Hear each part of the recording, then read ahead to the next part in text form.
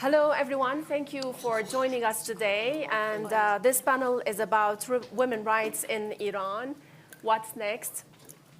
Thank you for joining us. The hashtag is WEF23, and you can use all the hashtags that you wish about Iran and Iranian women, inspired by impressive ladies I'm hosting today, and the WEF is hosting, and it's of the rare times that we see people like them here. We have Tirana Hassan. She's the acting executive director of Human Rights Watch in the US. We have Nazanin Boniadi. She's the human rights activist and from the United Kingdom. And Masih Alinejad. She's a journalist and activist in the US Agency for Global Media, USA. I'm going to open the floor for questions towards the end. It's just half an hour. And I don't think it's enough to talk about the bravery of Iranian women that we've seen in 2022 and we're seeing now as we are speaking. Mojgan Iftikhari, she's Mahsa Amini's mother. Oh, Gina, she means Mahasha, I wish you were here to see that the entire world is standing for your rights. I'm still standing now because the world is sympathizing with us. The mother of Nika Shakarami, she was killed in the street protest, Nika, and this is what her mom says. Today was your birthday, my dear. Today I say congratulations on becoming a martyr. This is just tiny, tiny bit of what's happening on the ground in Iran. We'll know more from our esteemed guests. Masih, thank you for coming, and I don't know which safe house were you in before you came here. Maybe you don't tell us the locations. But how difficult it is for you to be running away from one place to another in countries that we think are safe from the Iranian regime. And is it difficult on you only? Let me be very clear. The word safe is too luxury for those of us who dare to speak up against Islamism, against Islamic ideology, against Islamic Republic. Yes, I live in safe house, but none of us will be safe when the Islamic Republic, Taliban, ISIS are around. So my life is upside down, but guys, I'm only 45 kilos. I know I have big hair, but I don't have weapon. My weapon is my voice, is my media, my social media, and my crime is just giving voice to Nika's mother, to Sarina's mother, to Mahsa Amini's mother. And let me add one sentence from another mother. Pejman Gholipur mother told me that in one interview that for 1 year I just cried. Then I decided to make my oppressor, the killer, cry, because I am the nightmare of this regime. Puya Bakhtiari's mother is in prison right now. I see a lot of women here. I wish more men join us. This is a revolution led by women, but we need more men to support us as well. Puya's mother and father, both of them are in prison right now. They're not criminals. So for just asking who killed our son and why you killed my son, this is their crime.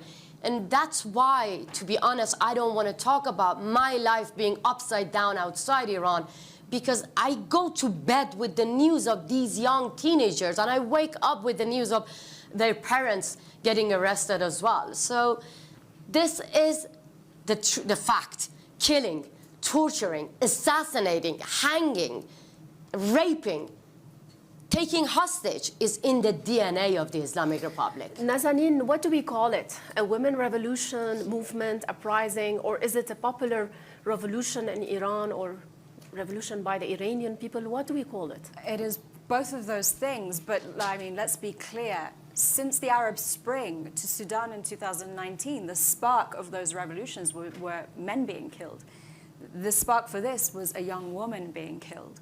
And the engine of it was women, because women first took to the streets, took off their headscarves in peaceful protests, set them ablaze, cut their hair, despite the risk of being raped, imprisoned, beaten, sent to psychological reconditioning centers, and killed.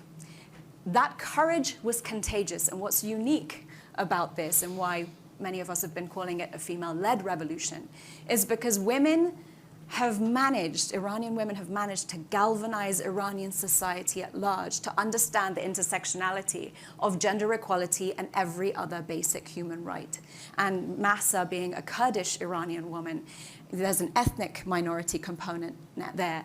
But now you have a broad-based, a large middle-class component, and Iranian men and women and all Iranians are banding together, standing together for democracy, understanding that LGBTQ rights, gender equality, ethnic minority rights, religious rights, all of them are interconnected, and it's become a pro-democracy movement.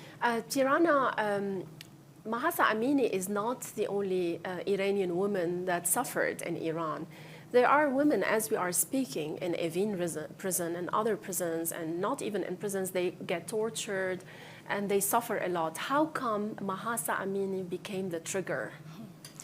I mean, for something big and large on the streets? Absolutely. I mean, women's rights in Iran have been on the downward trajectory for over 40 years. The regime has been chipping away at their fundamental freedoms for many years, whether that be, around dress code, whether that be around, women's actual rights within their marriage, within how they raise their children, if they're allowed to work, where they're allowed to work. This has been a constant battlefield. But why Mahsa Amini? Why was the reaction so strong? It was the straw that broke the camel's back in many regards. The oppression has been going so long, and Mahsa was arrested for improperly wearing her hijab. Just think about that. How do you define that? It's not definable. It is subjective and it is random, much like many of the rules and laws that the regime has put in place to control women and girls in Iran. And this moment in time is not just about Mahsa. It's about all of the rights and the silencing of women that the regime has tried over the last 40 plus years. And this particular moment it was led by women and girls. It is a women and girls led revolution. However, this is now a people's movement, because it is the people of Iran that are speaking up now to say enough is enough, to say the regime shall not continue like this anymore, that they are demanding their rights. And the thing that we need to remember here is that the people who are taking to the street, the protesters, are normal people. They're like you and I. They are Masih, they are Nazanin. They are extraordinary Iranian people, literally looking down the barrel of the gun. And they are willing to risk everything. They can diagnose the problem. They are telling the world what needs to change. And the best thing that the world can do right now is the international community needs to back up the protesters. It needs to deliver on change. It needs to apply the pressure to ensure that the regime hears what the protesters are demanding and that we see political change. And that will not happen alone. Masih, how are those women able to stand up for their rights in the face of such violence? Has something changed about the Iranian society that this time, it's not the first uprising that we see, it's not the first movement or protests. What has changed for those women to start such a sparkle or to create such a movement in the streets? I think women got more fearless. Men got more supportive. The more that the Iranian regime kill, the more that people get determined. I mean, I get goosebumps when I see that immediately when the regime execute protesters, the day after you see their parents turning the funeral to a massive protest. One of the father from Kurdistan, during the funeral, without crying, powerfully shouting and saying that this revolution needs blood, and my son sacrificed his life. Or women, when you see that, one of the women actually, she sent a video to me before going to the protest, and she was saying that my mom worried for me. Every day my mom says that maybe you're going to be like Mahsa. Maybe they're going to kill you. I'm worried for you. I love you. Don't go to the street. They're going to kill you. And in response, she said, Mom, I'm dead already when I don't have any dream, when I don't have the right to choose what to wear, when I don't have the right to be free, to be my true self, when I don't have freedom, I'm a dead person already. So people are fed up. This time, social media became their own weapon. And they know that freedom is not free. They know that they're not, they're not alone. So that's why they are there to end the regime. This is a gender apartheid regime. And let me be clear, you tell me, if you are being told by the law in your country that from the age of 7, you won't be able to get an education, you won't be able to dance, you won't be able to get a passport without getting permission from your father, you won't be able to travel abroad, you won't be able to ride a bicycle, you won't be able to go to a stadium, you won't be able to sing just because you're a woman, what would you do? You are already a dead person.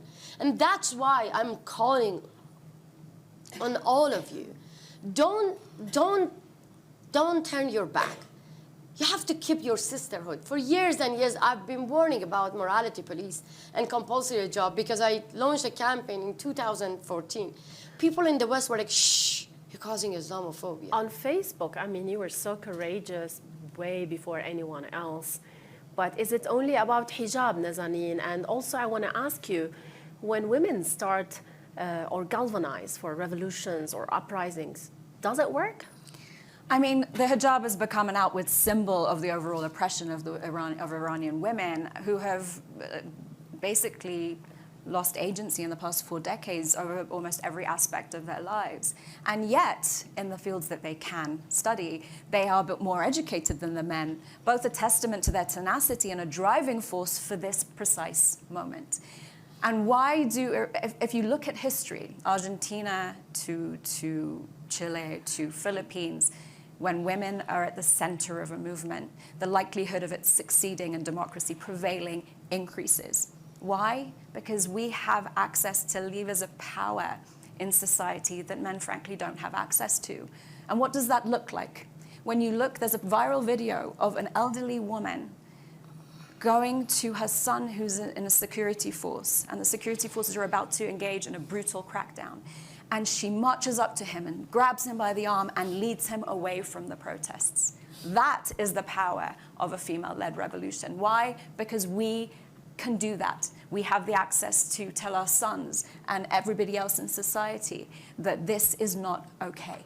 And that is contagious, that courage is contagious. And that's what we're seeing, the power of the Iranian mother when their child is killed and executed. And there's this slogan, for every person that's killed, 1,000 people rise behind them. And that's exactly what we're seeing. Tirana, you say governments don't just have the opportunity, but the responsibility to take action to protect human rights within and beyond their borders. Right. What can the international community do to help Iranian women? I mean, I think at this point in time, it's around political stamina in the long run. We have seen time and time again that political leaders around the world are willing to express their support for the protesters. But that begins to wane as the cameras turn to other world events quite often. And what we really need to ensure this time is we have seen in the response to Ukraine, for example, what can happen and what can be achieved standing up to the most powerful of regimes if the international community works together. We expect the same sort of solidarity, the same sort of action, and the same sort of unity from international actors on Iran, and the longevity of staying till the very end. We need to hear the sort of commitments from governments to say that we will ensure to continue to evolve targeted sanctions regimes, for example, to make sure that the pressure is consistent on the regime. There's also things the international community can do just to actually, in the short term, to sort of relieve the pressure of. For example, there can be amendments to the sanctions regimes to ensure that certain types of remittance are able to get into the country to be able to support protesters, for example. One of the struggles that we have is that there is very little accurate information coming out on the number of people that are killed, on the number of, we can't verify all this information. If we were able to get information to pay local journalists, etc., to be able to report from the ground. These sort of, small changes could be very powerful in the future. Masih, what do you want from the international community? A lot. Give us a list. No, to be honest, it has been 4 months. None of the European country who claim that they care for women's rights, equality, dignity, sanction Ali Khamenei. That's right. Who is the main killer? Ali Khamenei is not only the one ordering the massacre and killing of Iranian teenagers, is the one sending drones to Putin to kill innocent Ukrainians. So clearly, Ali Khamenei is being welcomed on social media. Ibrahim Raisi recently got verified account on Instagram. Can you believe that? So then how can I make a list when it's so easy? Kick them out from social media when they ban 80 million people. First, we want women's march for women of Iran and Afghanistan. Second, we want the leaders of G7 to recall their ambassador and kick out Iranian diplomats. And third, which is not too much to ask, we want the European countries to recall their ambassadors when Iranian regime hang innocent protesters. So far, 500 innocent protesters got killed. 50 of them are in the death row, sentenced to be executed. 5 of them got executed. Just imagine a day, morning, they go to the prison, they wake the political prisoner, they wake them up and they say that, are you ready to be hanged for the crime of peacefully protesting? The world must take action now. You also asked for the European countries to put the Revolutionary Guard on the terrorism list. Yes, I mean, the US government put the Revolutionary Guards in the terrorist list 3 years ago. I asked Canadian government to do it. They didn't. What happened? The same Revolutionary Guards shut down the Ukrainian airplane and killed 176 innocent passengers. So this is the time that the EU must put the Revolutionary Guards in the terrorist list. Nazanin, what do you want from the international community? You're an Iranian. I mean, you have the right to ask. I'm going to say exactly what Masih said, which is there's a lot. Because for 4 months now, both of us have been trying to engage with world leaders. Masih has met with President Macron. I've met with the US officials. And I think this meeting with dissidents is extremely important, symbolically, because I think, and I want to applaud the World Economic Forum for giving this platform to us, which is quite unprecedented. But these things matter because our voices inside Iran would be targeted, persecuted, and shut down. So please, the world has to amplify and give voice to the voices inside Iran. And the only way that's going to happen is we are in touch with them. We're in touch with dissidents on the ground. So allow us to convey what they're saying. And please make sure it's a public acknowledgement of meeting with opposition figures. It took international media a while to cover what's happening in Iran. I remember meeting one of the inspirational Iranian ladies in Los Angeles, and she was lobbying for the international media to cover what's happening on the ground. Tirana, violence works. Those regimes are powerful. They have the means. So how long do you think this is going to last? We've seen other uprisings fail in Iran. Well, I mean... And will it get uglier? I mean, we know that this regime is capable of brutality. Absolute brutality. They have been doing it over the last 4 months. They've been doing it for decades. So, we do have to be conscious that they will meet the resistance with increasing violence. They're already prepared to shoot protesters in the street. They've talked about the use of pellet guns. I mean, just to give people a sense of what these pellet guns do, it's called non-lethal weaponry. But these tiny pellets lodge in the eyes of many protesters, and they will blind people. So we need to ensure that there is accountability in the long term. So there is, in this particular moment, the international community needs to put as much pressure as possible on the Iranian regime. The message needs to get across that violence will not be tolerated. You're right, violence is a tool of these regimes. But you know why they keep using it? Is because they get away with it, because impunity rules. We need to put an end to impunity in Iran and elsewhere, and the way of doing that is by ensuring that we're collecting the evidence of the violations that are being committed now on a daily basis by the regime. And this is hard. Like, before I open the floor for questions, please prepare your questions. The last 10 minutes will be yours. It's hard to know how many people are killed. What's happening? Like you as Human Rights Watch, how do you get information and what's happening to who? We are working very closely with courageous Iranian activists, with the people on the ground. We're able to use technology to a point to be able to actually take videos and photographs that are coming out of Iran. But, you know, we need to make sure, I agree with what both of my esteemed panelists have said, you need to make sure that we're supporting Iranian activists, that they're able to get this information out, that they have a voice. And if the crackdown really continues, governments around the world need to make sure that they're getting safe passage and keeping Iranian activists safe. Masih, before I pass on, there might be the West wants a deal with Iran over the nuclear deal. Do you think you'll be sacrificed, your movement, what you and people on the streets have started? Do you think the international community might turn a blind eye on this? I mean, to be honest, this is going to be a shame for the West if they get back to nuclear talk. These are the women that we're talking. They're all being blinded by shotgun pellets in the streets for the peaceful protests. Women are being raped in prison. Men who's supporting these sisters are being hanged. So you're going to negotiate with this? I mean, this is going to be, the history will judge. That's why I call on the US government, me and Nazanin both. We go to different meeting with the leaders of European countries and ask them, this is the time to announce that publicly that the nuclear is dead. Believe me, we are better allies than the backward mullahs for the Western countries, for the people of the West. If I said violence sometimes prevails, I also say sometimes political interests also prevail on the international community. I'd like to open the floor for questions. I'll start with the lady at the back. And please, if you're okay to say your name. Of course, I'm Karen Van Hippel, the director of a think tank in London called RUSI, the Royal United Services Institute. Thank you very much for an amazing panel. I guess you guys all gave great recommendations about options. I'm just wondering on the diplomatic side, sometimes there's one political leader or a former leader or a particular country that could have influence on the regime.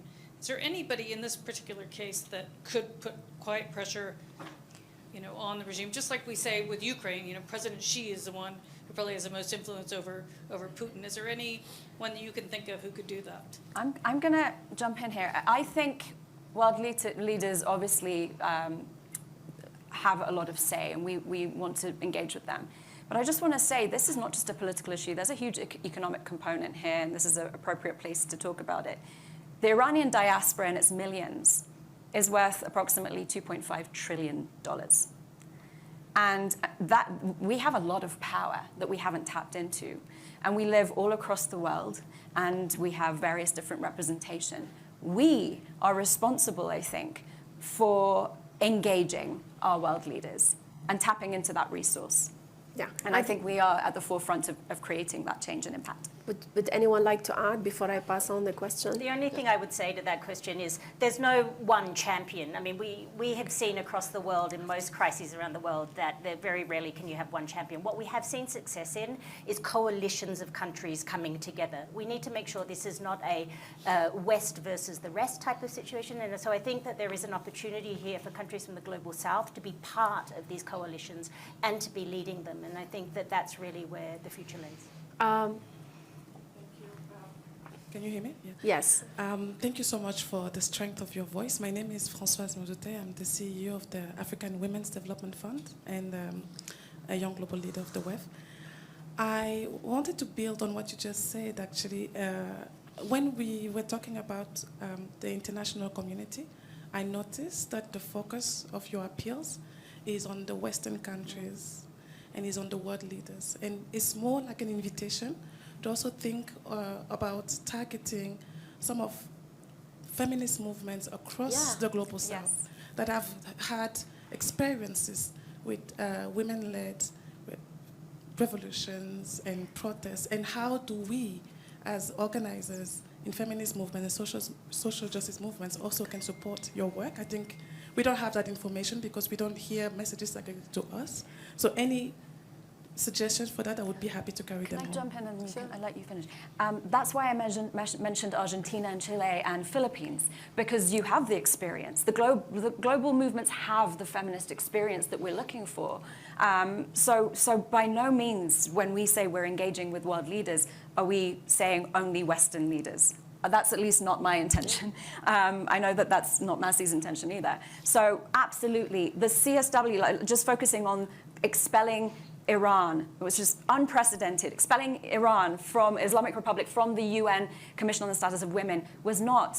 Yes, people think that Kamala Harris, the Vice President of the US, led that charge. No, that call came from Iranian women inside Iran, and it only was made possible because of the global solidarity and all world leaders, not just Western leaders. And I want to just add something. Look, I was part of Women's March, and I was very proud. I remember the day when I joined Women's March in New York. I called my colleagues inside Iran and shouting out of joy that nobody kill me here. I'm shouting, my body, my choice. Nobody attack me. Nobody arrest me.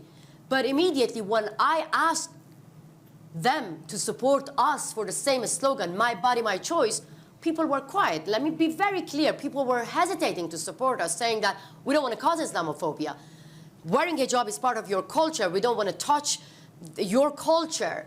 This is internal matter. So now, finally, I mean, to be honest, it didn't need for all these teenagers to get killed for the whole world to wake up.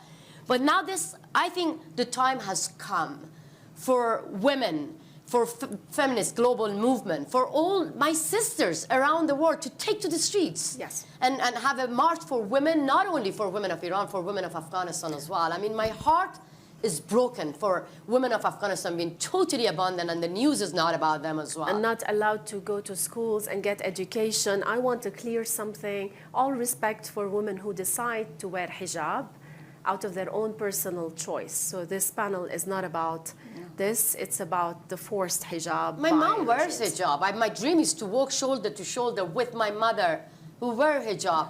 But right now it is about dignity. It is about freedom of choice. Final question. Thank you very much. I just have 2.5 minutes, so. My name is Bani Dugal, and I represent the Baha'i international community to the UN. My heart and my support goes out to you all. The Baha'i community, as you know, has been suffering for many decades. My question's not about them. I think it was Karim Sajadpur who said that the real lasting change is likely to come when there are fissures within the system. My question is, do you see allies within the system who might stand up to support the movement, support lasting change? Because I think it's moved beyond, it's not just about the hijab. It's a much bigger issue and a much bigger struggle. And this is the topic of the panel. It's not about I'm hijab. sorry, I was a little late. Finding the venue was a bit of a challenge. But anyway. So it is about having freedom of expression, freedom of religion, freedom of choice. It is about separating religious from politics. This is all about this revolution. And I want to tell you that not me or Nazanin saying that here. One of the high-ranking member of Revolutionary Guards recently announced that my boss even doesn't believe in the supreme leader anymore. The relative of, where is the army? They're not there because the Islamic Republic, they don't trust that the army, they call the army to come to the street to oppress people. They're not going to do that. So I have hope that one day the army going to join people, and we're going to win this battle. To wrap, just one last word quickly. I want this to drag for 1.5 more hour or 2 hours, I don't know, but I've run out of time. Nazanin, as an Iranian, what are your hopes for Iran? Which Freedom. Iran you want to see? In one word, freedom for every Iranian, for everyone in the region, because what is happening is an oppressed Iran with this regime is not only bad for the Iranian people, it's bad for the region, it's bad for the world. And I hope everyone unites in understanding that their freedom is good for everyone. Masih. Woman, life, freedom. I was going to end with this, by the way. Women, Yeah. life, liberty. And I want to hug all those mothers who's, now they're leading this revolution. Those mothers for justice, whose beloved one got killed. But they're really powerful and fearless, and they are giving hope. Tirana, what's next for Iran? What's next for Iran is I don't think that this is going to go anywhere. More bloodshed? I mean, this will be met with violence, and the people will stand up, and it is time for accountability for any violence. Look, I mean, the road to telling regimes like the Iranian regime that they will not get away with this is fundamentally important for peace and stability. You cannot have a future, we know this from history, you cannot have a stable future if you have impunity. So there must be accountability in the future for every life that is lost during this struggle. I want to wrap this asking you to imagine yourselves in the streets of Iran chanting women, life, liberty. That's how I wanted to end this panel. I want to thank you all for joining us. And before the panelists leave, I want to take a picture and tweet, and I miss the hate messages that I get on Twitter. Wow, I love that. I love that. I always say people get bullets in the street.